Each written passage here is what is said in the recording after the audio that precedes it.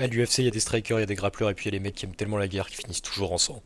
Bref, j'ai découvert Dustin Poirier. J'ai découvert Dustin, au début je me suis dit c'est qui ce mec avec des tatouages partout, puis j'ai vu son crochet gauche, puis j'ai vu son menton, et j'ai vu qu'il ne recule jamais. En 2014, il affronte un Irlandais bruyant, Conor McGregor. À crochet du gauche, il s'effondre, défaite en 1 minute 46. Mais Poirier, c'est pas un mec qui se laisse faire. Il monte en lightweight et là il se transforme. Justin Gaethje, KO. Eddie Alvarez, KO. Anthony Pettis, terminé.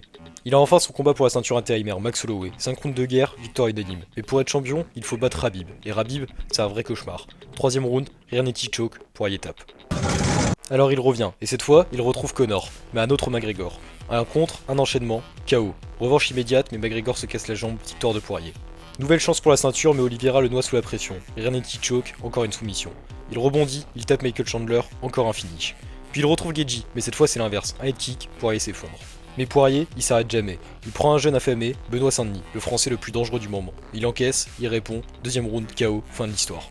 Dernière chance pour la ceinture, Islam Makhachev, il résiste. Cinquième round, Dark Choke, Dustin tape.